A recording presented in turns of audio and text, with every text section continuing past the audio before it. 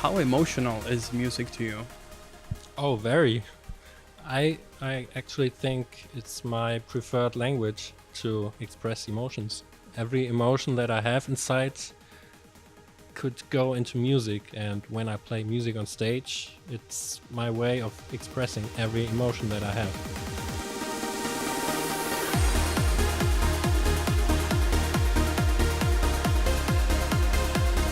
My name is Viktor Kidson, and I'm here in Sydney for Paradigm with Tobias Schuh, also known as Cold Blue.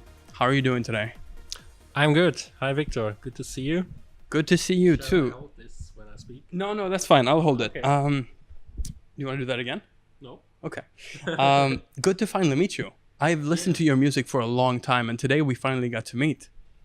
And I have watched for I have watched your interviews for a long time. I'm a big fan, actually. I don't know when you started, but maybe 4 or 5 years ago already. Yeah, something like that. And I think about 3 years ago, there was a time when I watched almost every interview you did, and it was a big inspiration for me because I think when you see people who can do what you want to do, like the DJs you interviewed, seeing that they made it and they talk about how they made it, and you find out it's no rocket science, it's just following your passion. That inspired me, and I think that helped me to get me where I am now. So thank you for that. Oh, you're very welcome. So how does it feel to be sitting here today? Exciting, really exciting. And I don't know what to expect. You never know what questions Viktor Kidson has prepared for you. Yeah. We will see how it goes. You're playing Sydney tonight. Right. How do you feel? Feeling good. A little bit tired from jet lag, time zone changing. Long flight yesterday, 22 hours. But all good, all prepared. We're gonna start actually right away with the questions, and we're just a couple of months into 2019. There's already talks about a Cold Blue artist album. All right, is there? I've heard about it on a couple of places. Yeah. Yeah, that's a really exciting project for me because I am a musician who has always listened to albums in my childhood, lots of rock bands, different electronic music albums. And I think for me, it's a milestone kind of to have an own album, but I never felt ready for it. One, as a musician, and two, in my not development, in my surrounding, in my the support that I have from a team around me who can help me to put together such a big project and to promote it in the right way.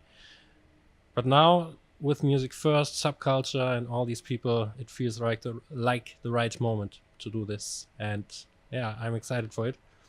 How is the album looking so far? It's pretty much done, to be honest. I haven't talked to anyone about it, really. Of course, my team, but from the outside, no one knows, really.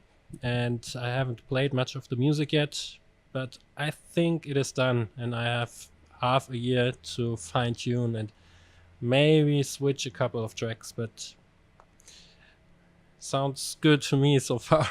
Is there a concept for the whole album? Yeah, there is. I don't want to say much yet, but That's perfectly fine. Yeah. Your musical journey started very early on. How did it start for you? I don't remember. I think it started before I started to remember things. Maybe before I was 2 years old. The earliest point I remember is that I started to drum on everything. Let's say I went to the kitchen, put some pots together, and yeah, it sounds very cliche, cheesy, but I think that's how it was. And maybe at the age of 5 or 6, I got a little plastic drum set to Christmas, and we always had instruments in the house. My mother played the piano and the guitar, and I was surrounded by music all my life, I would say. So it was very natural, and I had this energy inside of me that I want to do music, and I always did music. I had a keyboard and recorded my own little techno songs. Even early on as well. Yeah, really early on, at the age of 8 or 9 probably. And I didn't think about it. I guess. I just did it. And I listened to stuff on the radio and I tried to imitate it. And Was drumming your favorite instrument as you were growing up? yeah, always. I don't play any other instrument than the drums. So And then you actually, a little bit later on, you became the drummer in the band Sugar from Soul. yeah, right. I played in several bands, but Sugar from Soul was the most serious one. We definitely had ambitions. We played together for 10 years, played shows all over Europe. It was really, really cool, and I missed those days a little bit, but at the end we had to move on, everyone in his own way, and now I'm here, which is very cool too. Which is very, very interesting, because you went from being a drummer to becoming a producer of music, of electronic music. How was that journey for you? It was always both. I started producing music, as I said, on the keyboard probably, but when it got serious with the music software, I was maybe 15, 16 years old, and at that time I didn't even have bands to play in because I grew up on the countryside and there were not really guitar players that I knew, so we couldn't do anything. um, and yeah, music production was my second choice back in the days, probably because I would have loved to make music with other people together. But then slowly I found out that I really love deciding on my own how I want the music to be, and I love to be in control of every element in the music, and trance music turned out to be the one. Yeah, do you remember like the first time you heard a trance track, or when you got into it as a listener? In the 90s there was a lot of trance on the radio and in the TV, I think. I'm not quite sure if it's the 90s or early 2000s, but I still remember when I heard Adagio for Strings Ferry Corsten remix on the TV. I think it was Viva or MTV in Germany. The beautiful video with the tree, I don't know if you saw it. I've seen it as well, but later. Yeah, it's amazing, and I think I got goosebumps and was really focused. I got sucked into this music world in this one track, and then there was, I think, Kai Traced and all these people, Darude, Sandstorm, very typical. That was on the TV back in the days, and it inspired me. The melodies, the energy in trance. What was it like to going from playing on an instrument to producing like more electronically? Because how did you look at electronic music back then? There's Will Atkinson. Oh, there is. It's always funny. You were saved by Will. I'm saved by Will. Yeah, for the question, like how you looked at electronic music. Will ruined my life. I know that there was a time when I thought electronic music was no real music, because real music has to be made by instruments and people working on stage. But I think the music itself convinced me at some point that it is music, because I just felt in love with trance, with the melodies, with the atmosphere, the harmonies, and somehow there's something in trance which you cannot do with real musicians. I'm sorry to say that to any real musician, don't mean it offending, but the way of perfection you can put into a production is way bigger than live music on stage. And I love both. I still go to rock concerts and love my time there, but the production in trance music, I think I really enjoy the perfection and the 100% I want to reach, even if it takes years sometimes for a track. How do you produce? Where do you start when you sit down and produce a new track like that? I drink some water and then I start with the bass drum. No, joking. Can be anything. melody, some sample I found somewhere, maybe some sample that I recorded. Recently, a friend of mine was in Cambodia, I don't know the English name, and they went to some temple and some monk speaking came through the speakers.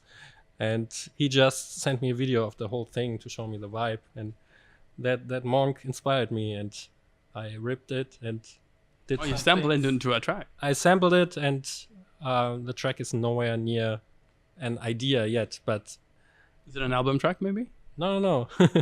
The album is done. So it can start at something like this. Maybe it's melody I got when I wake up in the morning. Very often in the bathroom, some good melodies Oh, really? came to life. Yeah. So this might be a bit of a tricky question, but what is it like to sit and produce music, and then, because you do that on your own, like in your own head, right?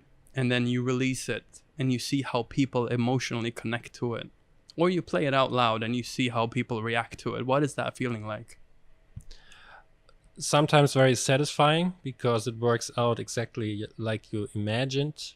And sometimes it's a bit disappointing because I think people sometimes have to get to know the track until they really love it. And sometimes it takes 10 listens if you put a lot of details in it, which people only discover after a certain time of listenings. So yeah, sometimes it's very happy moments, sometimes it's disappointing, or sometimes it gives me new ideas because I see some guy rocking and then at some point he's confused and stops, and I think, yeah, actually he's right. I would be the same if I heard the track for the first time. So it's a very good source for me to understand the track even more on a different level. Maybe I try to listen it to the first time again from the view of Of the listeners, or of the, yeah. Yeah. I understand. Because in the beginning, you actually never had any plans on becoming a DJ. Right? Yeah, so this is a new addition to my way of producing, that I have this new view nowadays as a DJ when I see the reactions, and I think it helps me a lot to get closer to those 100%. I heard that Dennis Shepard was a big part of you actually becoming a DJ. Tell me a little bit about that story. Where did you hear that? Interesting. Yeah, he was the one who took me to a show for the first time as a backstage guest. Of course, I went to shows before, but he played Mysteryland in Holland. I think that was 2009 or 2010. And it was my first time to go backstage and see all the bus. And I think I was even on stage for a minute, and I enjoyed it a lot. And I thought, maybe you can do that too with your own music. And maybe it would be a nice addition to your life to play music and not only produce it. Do you remember your first gig after that? Yeah, I think so. There's a German radio show called Melomania. Don't know if you heard about it. It's by Pedro Del Mar and Yeah, I've heard it. Yeah. I don't know if it still exists. I think it does. I'm not sure. And they had shows around the Stuttgart area in Germany. And my first show was on the boat, actually, on the River Rhine, going back and forth. And I opened back in the days. It was very exciting, but Were you nervous? I was very nervous, yeah. Do you still get nervous now? It depends. Most of the times not, but I enjoy being nervous, actually, because it shows me that I still have passion and that it's important what I do. If you're nervous, you can realize you really want to be good at what you're doing there, or or there's something important for you in this moment when you're nervous. So I try to enjoy being nervous, because very often I'm not nervous anymore because it's routine and I'm quite confident. I know what I want to play. If the crowd looks good, then it's just joy and looking forward to play. So sometimes being nervous is nice again.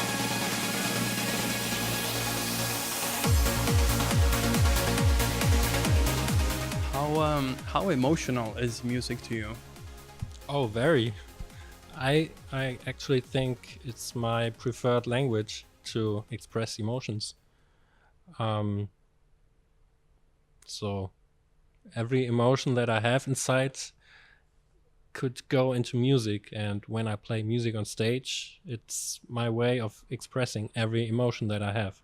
So can be anything from pure joy, euphoria, sadness, anger, energy, going forward. It's everything at once and packed into a 1 hour set very often. So it's really intense. And afterwards, I feel quite exhausted because I let everything out at once. How are you feeling now for the Sydney gig? Do you know what you want to play, or does that come up when you're up on stage? I don't know yet. I think I will play my new single on repeat all the time.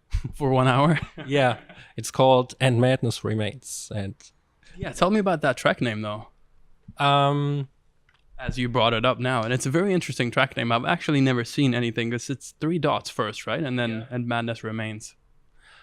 um, yeah, it's a little bit related to the madness we have on the planet right now. And I think everyone has some madness in his personal life. We doesn't have to look across borders or switch on the TV to see it. We can just go out on the street, maybe look into faces from people walking by, being stressed or being sad, not happy with whatever they face in their life at the moment. Um, yeah, and the dots, they maybe should imply that we cannot do much about it. It will remain the madness. Um, can only try to make the very best for our own life and the people around us. Maybe try to be the best version of ourselves that we can be. Um, yeah, and the track has some dark energy. I don't know if you heard it, if you listen to it. Um, How do that's you, kind of the idea behind it. how do you control your madness, or how do you make sure that you don't have any madness? Oh, I think madness is quite important also as a part of life. So maybe embrace it and try to channel the energy into something good, into something positive. Um, I try to find out what the needs are behind any negative emotions, because I believe that whenever you feel bad in any way, angry, sad, afraid, I think there's a need behind it. And if you find out what it is, you can actually almost always find a good way to meet your need, to to find what you need and to give it to yourself, hopefully even without needing anyone else. Um, that's how I try it most of the times, but it needs a lot of awareness, I think, and it's not easy, especially now with all the touring and the crazy lifestyle that I have at the moment. Yeah, you just actually stole my question because I was going to go into balance and how the touring life affected you, and if you had any surprises about yourself in that and how you balance it out. Yeah, I'm surprised and overwhelmed at the same time. I'm surprised that I can take it quite okay. I mean, it could be worse. I'm still healthy. I still feel in balance, kind of, despite all the time zone changes. Sleep schedule gets F punct up, F dot up. Punkt means dot in German. I just try to sleep as much as possible, drink a lot of water, eat healthy, not get sucked into any crazy things.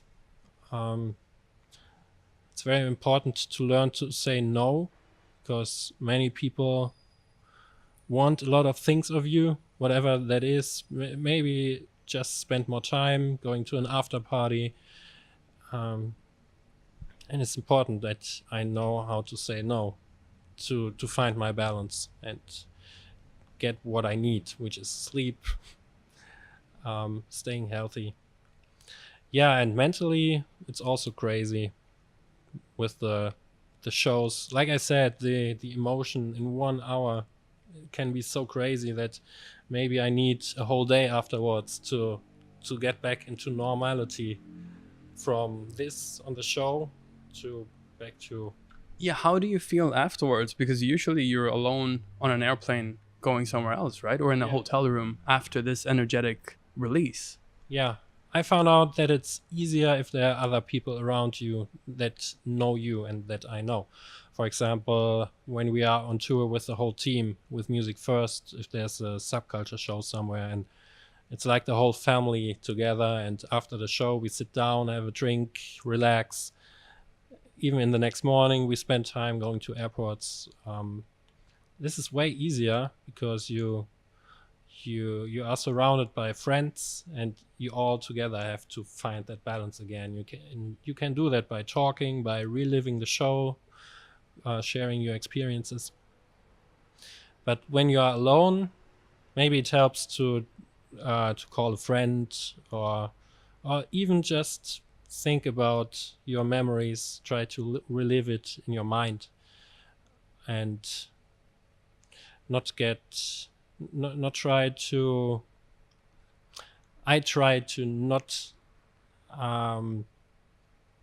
distract me from those feelings. I try to feel them and embrace them, like I said earlier. You mentioned before that you stay healthy and you drink a lot of water. You and I have two things in common. We drink a lot of, well, three, but we don't drink alcohol, actually. You don't either, right? And I always tell people I don't drink alcohol. but is there vodka in the bottle?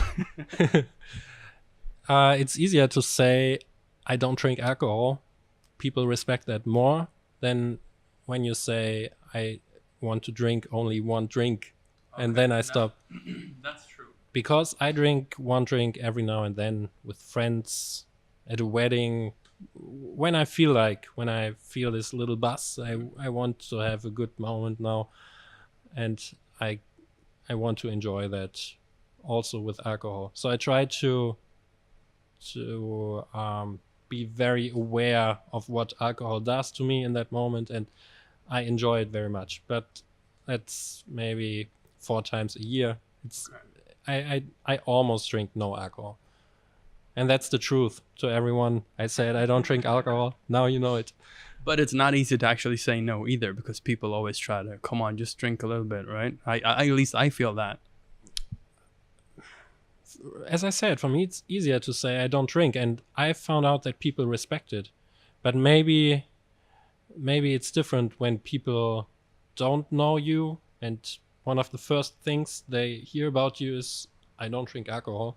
Then they respect it more than people who know you and want to have a good time with you. Let's see if this works then. Like, I don't eat meat, and you don't eat that much meat either, do you? Right. Yeah. That is correct. That's correct. Yeah. What's the story behind that, or how do you look at that? I found out that it's healthier for me to not eat that much meat, and I try to eat meat once a week, because I think that's even healthier for me than eating no meat at all. I've tried different ways, and this seems to be the most healthy way for me to eat a little bit of meat every now and then, maybe to get the vitamins in there. Yeah, but I found out in many different aspects. For example, my skin gets clearer if I don't eat meat. I feel more concentrated, more focused. But I know it's very individual, so there's no recommendation in this now. I was just curious about how you look at it, and I like the view that you have on alcohol as well. To just say no, and then you decide whenever you want to do it, a little bit or however you do it. I think that's good. Yeah. So you don't drink at all? I don't drink at all. I stopped when I was like 23. Wow. Because I never liked the taste of beer or wine. I used to drink stronger stuff just because everyone else was drinking.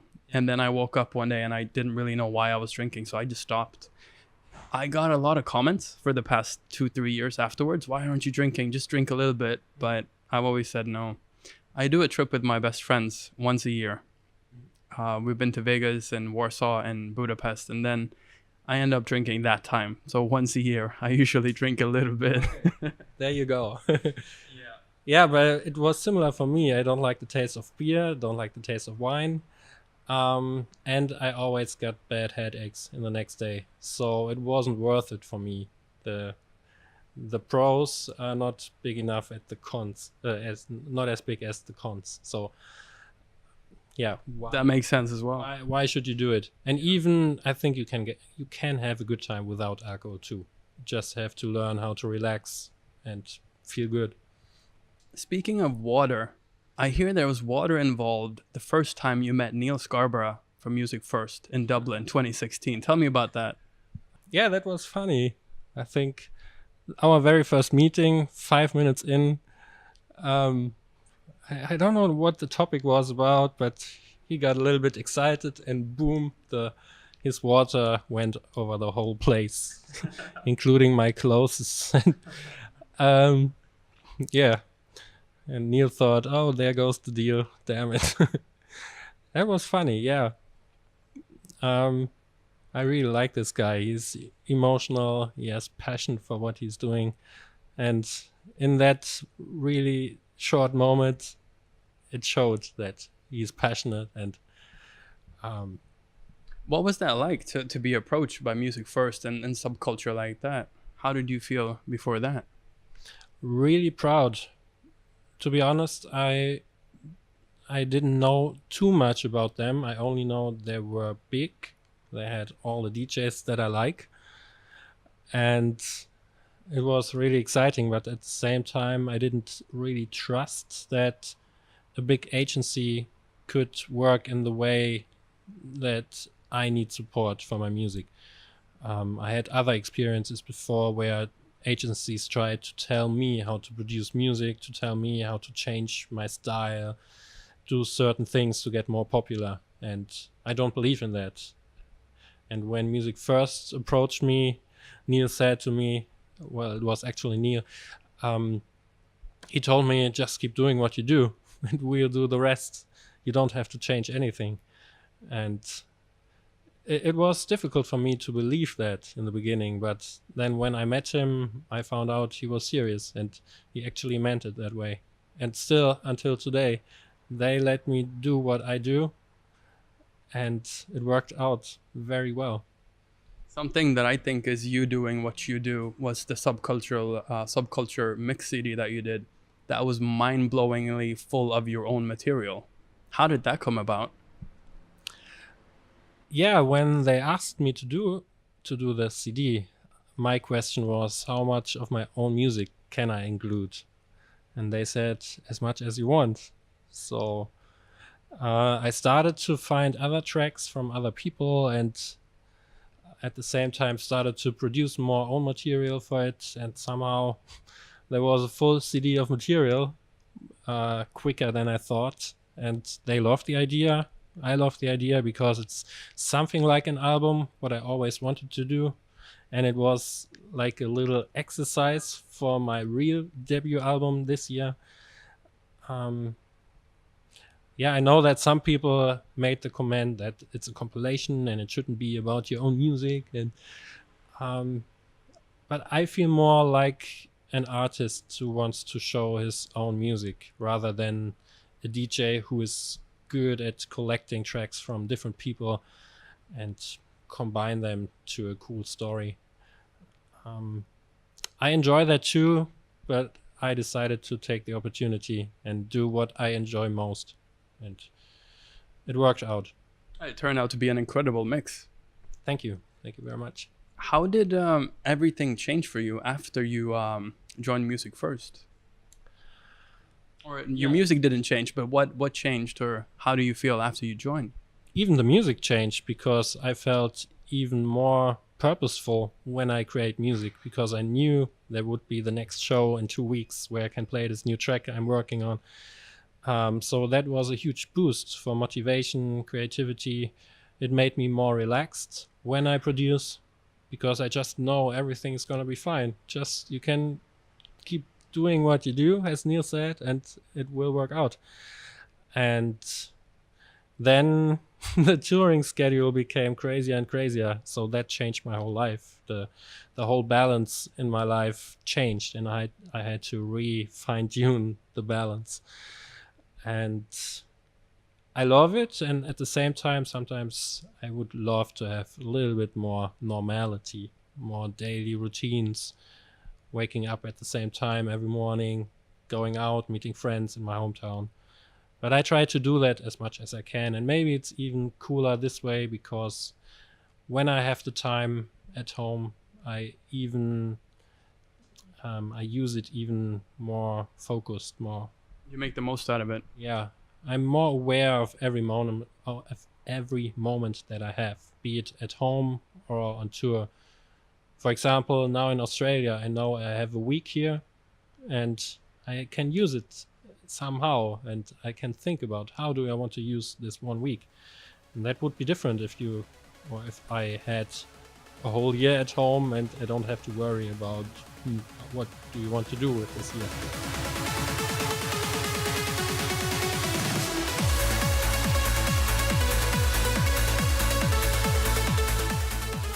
How easy or how hard is it to stay this inspired when it comes to producing, for example? Actually, that was something I always worried about before I made music my full-time job. And actually, it's the easiest thing for me from everything, because especially with touring these days, there's a limited amount of time where I can produce, and my inspiration is bigger than this limit of time. So whenever I get home into the studio, I feel like exploding of ideas. And also there are a lot of different ways to start a production if you are not inspired. I found out ways how to kickstart the inspiration even if it's not there. So this is not a problem for me, thankfully. How do you do that? How do you kickstart inspiration? Again, that can be anything, just playing around with samples, just playing around with notes. I found out that at some point inspiration will kick in.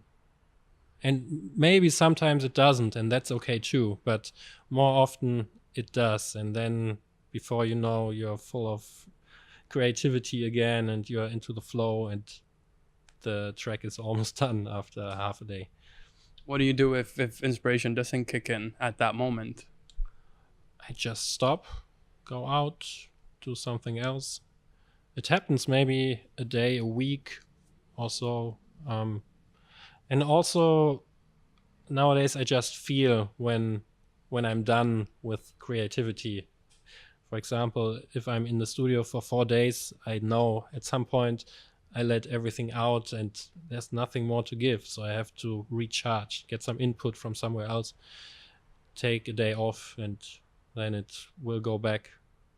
Like, looking at what you do with the music production, with the traveling, with the DJing, how do you balance everything out? Or how do you keep balance? Yeah, I think it's the most difficult part of everything. And like I said earlier, it's maybe the key is to stay aware, to feel your needs in every moment. If it's sleep, if it's company by people, by friends, or if it's talking to people or communicating? Yeah, or the opposite. What's the word for it? Taking it in or processing it, or no, having your own time, going back to the hotel room and have silence, no conversation, no company. So it's the balance between both, and I'm rather introvert, so I need a lot of time on my own, and at the same time I need company as a nutrition in life. So feeling what you need at what time is very essential, I think, to balance it out and to stay healthy mentally. Speaking about Neil again. He told me that the first time you played in Ibiza, he was there, right? Yeah. And then 3 days later, he met you on the dance floor at Captured or something like that. What? Who said that? Neil actually told me about that story. Yeah, but you try to take in the countries. Like you're staying a week in Australia, and I know that you spent a couple of weeks in Argentina as well, right? Yeah. I don't know when that was. I think 2 years ago, I stayed for 2 weeks in Argentina and Uruguay. Um, it depends. To be honest, most of the time I don't have any space inside left to explore a new country, because meeting all the people, feeling all these emotions on a set when I play a show, it fills me up and I'm done for the next week. So going sightseeing, going to meet new people wouldn't work for me. I would just explode at some point. So what I need is go back, relax, get home as quick as possible, if possible. But sometimes just the touring schedule makes sense to stay a week in Australia. For example, this week I will stay because I have a show Kuala Lumpur next week on a Saturday on the way home, which is quite handy. And also traveling to Australia takes you a whole day. The flight yesterday was 22 hours. So going back home after 3 days would be more exhausting than staying for a week, relax, and then go back. The question was... I'm not sure if there was a question. It was just I was just curious on. You talked about Ibiza. Oh yeah. So what happened the first time you played in Ibiza? That was one of the very few times where I decided I want to stay and I don't want to go home, because the magic of Ibiza catched me, I think. Caught me. Catched me? Caught you. Caught me. You were captured. I was captured by the vibes of Captured Festival. So I canceled my flight home, booked a hotel for 3 or 4 more days, and enjoy the company of many, many great people. Some people from Germany I knew, then I met new people there. The Music First people were there for, I think, the same time as I ended up being there. Yeah, and Neil was very surprised. And sometimes it's funny to surprise people in that way, because they know me as the guy who is always in control and tries to stay healthy and not go crazy partying, and I enjoy partying, so I did it.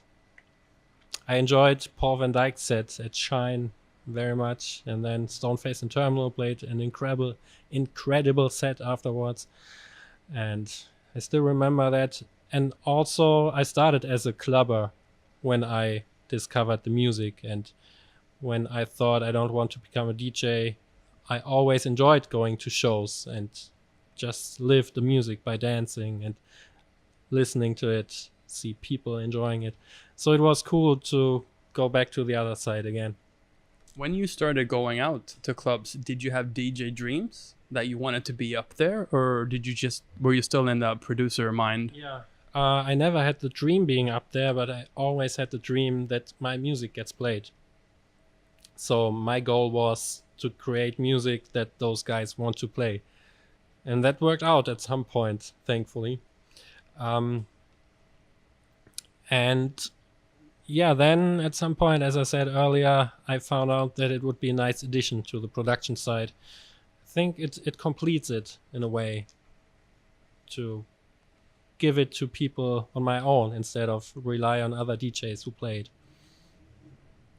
Right before you left to Australia, what were you working on musically in your studio? Let me think. Some fine-tuning on tracks. For the album? Or? Yeah, the album, and I think only the album, because I want to test some of the tracks, obviously, on my shows now, to get them to the point where they are 100% to me. So before every show, I usually would work on the fine-tuning.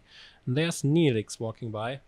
Yeah, Neelix is walking by outside the hotel. Yeah, it's a really famous place here. somehow. So you were fine tuning the album. One of the tracks of the album, or two of the tracks that I play tonight and on the other shows too. Yeah. I think, yeah, and that's the part why DJing completes the whole process. When I know that I will be able to play them to people in 2 days, I feel even more energized and motivated to work on those little details, and it turns out to be very efficient this way. And maybe I'm way faster finishing a track when I know that I have a show coming up, rather than just being at home all the time and there's no deadline.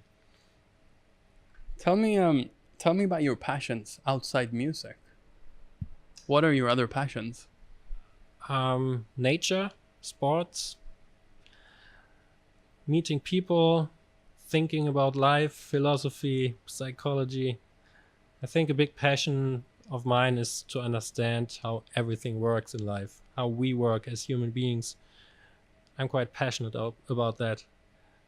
And also just going out, live in nature, hiking, doing some indoor climbing, that kind of stuff. What can we the album is a huge thing. I'm super excited for it. I think people are going to be excited for it as well. What can we expect more from Cold Blue this year? What do you expect? I don't know. Like I cannot stop thinking about the album, so I want to know what else is happening. There's some more stuff happening. So I try to make the album a bonus that people can listen to if they want to listen to a longer piece of music of mine. But I don't try to put every focus on that and lose track on the normal routine of having singles and playing shows. And so I try to have both, and there are more singles coming up, maybe some remixes. I made a remix for Jorn van Dijnhoven, a German fellow guy. That's going to be out maybe in a month, depending on when this interview is going online. What else? I don't know. We will see. Cool. My name is Viktor Kidson. I'm in Sydney with Tobias Schuh. Thank you so much for your time. Thank you, Victor. It was a pleasure, and keep doing what you do. Thank you so much. Same goes for you, and I cannot wait to hear the album. Thank you.